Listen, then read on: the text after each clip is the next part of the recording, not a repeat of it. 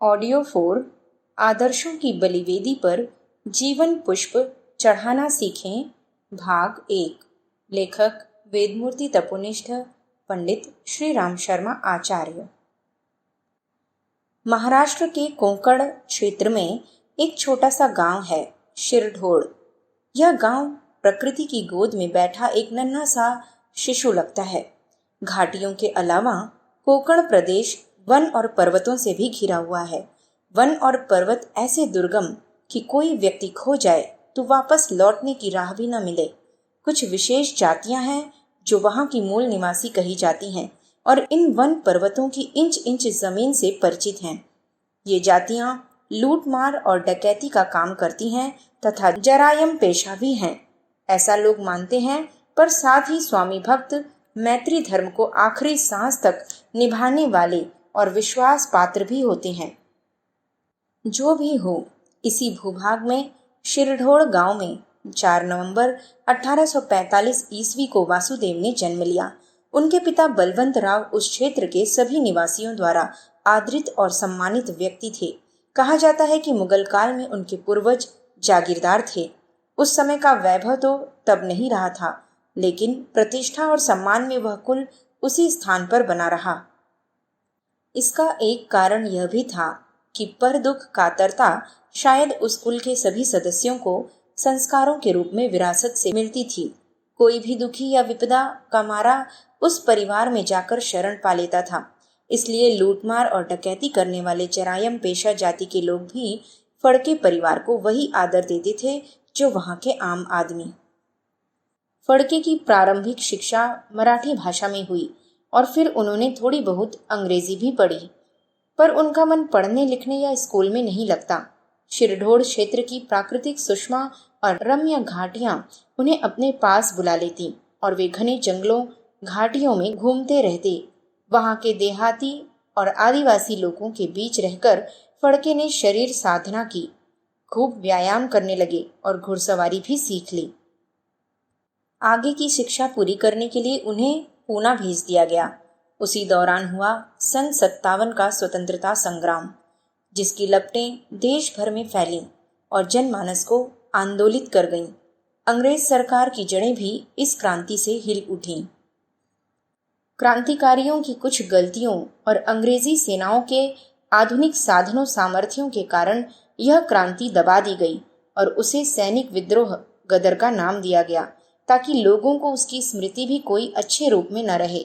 सैनिक क्रांति तो विफल हो गई, पर सरकार का भी यह दूसरा प्रयास सफल न हो सका। 1860 में फड़के बंबई आ गए और वहां छोटी मोटी नौकरियां करने लगे। तब उनका विवाह भी हो चुका था। 5 वर्ष तक उन्हें इसी प्रकार अस्थायी नौकरियों से संतोष करना पड़ा। तब कहीं जाकर उन्हें सैनिक वित्त विभाग में नौकरी मिली। तब तक फड़के पूर्ण वयस्क भी नहीं हो पाए थे। फिर भी वे 7-8 वर्ष पूर्व घटी घटनाएं सुनकर रोमांचित हो उठते। साथ ही यह भी अनुभव करते कि वस्तुतः अंग्रेज सरकार हमारे देश में अनधिकारिक रूप से शासनारूढ़ है। उन्हीं दिनों उनके जीवन में कुछ ऐसी घटनाएं घटी जिससे उनका मन अंग्रेजों के प्रति घृणा से भर उठा और उनके उतावले खून ने सशस्त्र क्रांति का रास्ता अपनाना ठीक समझा। जिन दिनों वे सैनिक वित्त विभाग में नौकरी करते थे, उन्हीं दिनों उनकी माँ भी बीमार हुई। फड़के के पास इसकी सूचना पहुंची और माँ की यह आकांक्षा भी कि वे अपने लाडले को आखिरी बार देखना चाहती थी। उन्होंने अपने विभागीय अधिकारी से इस प्रयोजन से छुट्टी मांगी, लेकिन गोरे अधिकारियों के लिए काले भारतीयों की भावनाओं का कोई मूल्य नहीं था। फड़के ने काफी अनुनय विनय की ताकि किसी प्रकार अधिकारी गण राजी हो सकें, लेकिन उन्हें छुट्टी नहीं देना था और न ही दी। आखिर विक्षोभ और आक्रोश से भरकर वे बिना अनुमति लिए ही अपनी मां को देखने चल पड़े। पर यह जानकर वे धक्क से रह गए कि उनके आने से पूर्व ही मां उन्हें याद करती हुई दम तोड़ गई हैं। एक तो इस घटना ने फड़के को आक्रोश से भर दिया, दूसरे उस समय की देशकाल की परिस्थितियों ने। तब सन 57 का स्वतंत्रता संग्राम लड़ा जा चुका था और अंग्रेजों ने अपनी शासन नीति में कुछ इस प्रकार का परिवर्तन किया था जिससे जनता परेशान हो उठी थी। इस नीति का आधार यह था कि लोग कमाने और गुजारा करने में ही इस प्रकार व्यस्त रहें कि उन्हें राजनीति के विषय में सोचने का ही अवसर न मिले। इस नीति के कारण देश के अधिकांश भागों में अकाल जैसी स्थिति उत्पन्न हो गई थी और महाराष्ट्र में तो और भी भयावह। इन्हीं दिनों फड़के गणेश जोशी तथा महादेव गोविंद रानाडे जैसे समाज सेवी विभूतियों के संपर्क में आए और उनके राजनैतिक विचारों से प्रभावित हुए। रानाडे का तो उन पर ऐसा प्रभाव हुआ कि वे प्रायः उनके प्रत्येक व्याख्यान में उपस्थित रहते थे। आखिर 1872 में उन्होंने आरंभ किया अपना राजनैतिक जीवन। तब से उन्होंने स्वतंत्रता के विचार को गांव-गांव पहुंचाने का कार्य आरंभ किया। वे अपने व्याख्यानों का प्रचार, व्यवस्था और आयोजन सब कुछ स्वयं ही करते। जिस गांव में कार्यक्रम रखना होता वहां वे सुबह से ही पहुंच जाते और थाली बजा बजा कर अपने व्याख्यान की घोषणा करते। संध्या समय नियत स्थान पर जो प्रायः चौराहे होते, अपने ओजस्वी भाषण देते। इस समय वे यही प्रयोजन पूरा करने में लगे हुए थे कि किसी प्रकार सामान्य जनता में अंग्रेज सरकार के प्रति आक्रोश उत्पन्न किया जाए। अपने उद्देश्य की प्राप्ति हेतु अगली सीढ़ी के लिए वे स्वयं को तैयार कर रहे थे, जिसमें उन्होंने शस्त्र चलाना, घुड़सवारी करना और अन्य ऐसे अभ्यास करना आरंभ किया जिससे कि भावी कार्यक्रमों को पूरा किया जा सके। उनके बलिष्ठ शरीर और ओजस्वी विचारों ने हर स्थान पर अपना प्रभाव दिखाया। राजनीति में उतरने के 4 वर्ष बाद महाराष्ट्र में भयानक अकाल पड़ा। कोंकण प्रदेश की तो बड़ी बुरी दुर्दशा हुई। वहां की सारी हरियाली सूख गई और नदी नाले भी जलकर भाप बन उड़ गए। आदमी और जानवर भूख के मारे मरने लगे। इस अकाल के साथ महामारी का प्रकोप भी हुआ और लोग गांव छोड़कर भागने लगे। अंग्रेज सरकार ने जिन हरे भरे प्रदेशों से अपने राजकोषों को खूब भरा था, इस विकट परिस्थिति में वहीं की जनता की तकलीफों से मुंह फेर लिया। ऐसे समय में फड़के ने जनता का आह्वान किया, लोगों को भूखों मरते चुपचाप देखने वाली सरकार को हम कब तक स्वीकार करेंगे? मरना वैसे भी है तो क्यों न बहादुरी की मौत मरा जाए। इस आह्वान को सुनकर मौत को सामने खड़ा देखते हुए भी लोग आंखें मूंद कर उसे झुठलाने की कोशिश करने लगे। आह्वान को सुना वहां की मूल निवासी जातियों ने, जिन्हें रोमोशी, धनगर और मांग कहा जाता है। इनके स्वभाव और पेशे का जिक्र आरंभ में कुछांश किया जा चुका है। फड़के ने उन्हें अपने साथ लिया और बताया कि हम पेट पालने के लिए, सबकी पीर हरने के लिए सरकार को लूटेंगे और उसे यहाँ से उखाड़ेंगे ताकि हम सब इज्जत की जिंदगी बसर कर सकें। फड़के का उन पर प्रभाव तो था ही, अतः उन्होंने 200 हट्टे कट्टे जवानों को चुना और एक सैनिक दल बनाया। इन 200 जवानों को भाले और तलवार के साथ बंदूक चलाने का भी प्रशिक्षण दिया गया। 21 फरवरी 1869 को एक प्रकार से उन्होंने परिवार से संन्यास ले लिया और पत्नी को घर भेजकर एक गांव के पास गुफा में जाकर रहने लगे।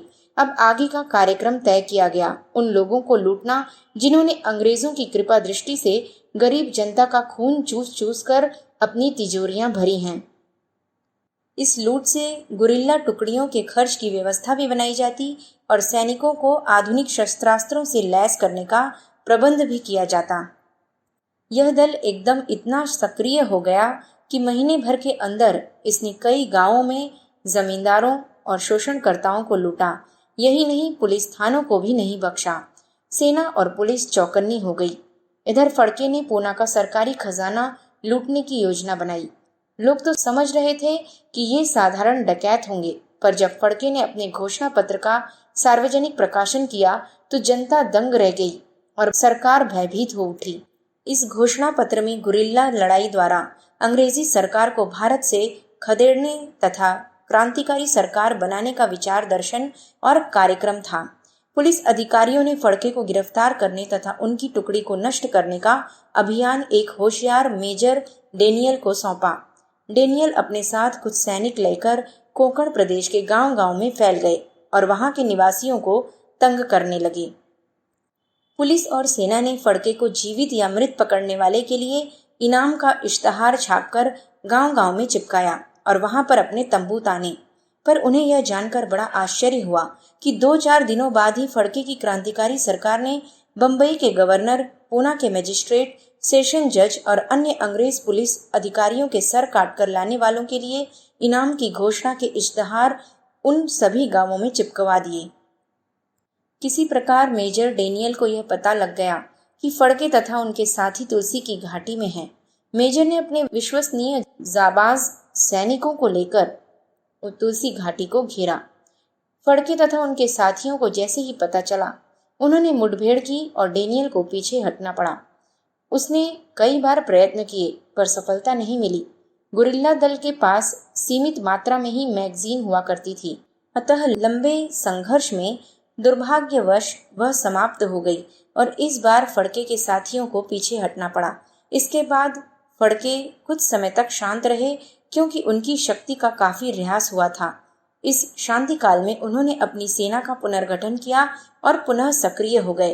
पुलिस और सेना को थोड़ा चैन मिला था कि फिर उसकी नींद हराम हो गई और मेजर डेनियल को ही फड़के से निपटने का दायित्व सौंपा गया। 20 जुलाई 1869 की रात फड़के एक बौद्ध मठ में विश्राम कर रहे थे। किसी प्रकार डेनियल को इसका पता चल गया और उसने फड़के को जाकर गिरफ्तार कर लिया। उन पर देशद्रोह का मुकदमा चला। मृत्यु दंड की संभावना थी, पर एक विख्यात वकील महादेव आप्टे ने उनकी पैरवी कर मृत्यु दंड को काले पानी में बदलवा दिया। वहां भी उन्होंने जेल से भागने का प्रयास किया, परंतु असफल रहे। वहां कुछ दिनों बाद उन्हें क्षय रोग हो गया और 17 फरवरी 1883 को सशस्त्र क्रांति का यह प्रथम विधायक सदा के लिए सो गया। महान जनसेवक लाला लाजपत राय। जन कल्याण और देश हित में अपना सर्वस्व बलिदान कर देने वाले महान पुरुषों में पंजाब केसरी लाला लाजपत राय का एक विशिष्ट स्थान है। लाला लाजपत राय एक निर्धन परिवार के व्यक्ति थे, किंतु आगे चलकर अपने अध्यवसाय के बल पर उन्होंने विद्या प्राप्त की, एक सफल वकील बने और खूब धन कमाया।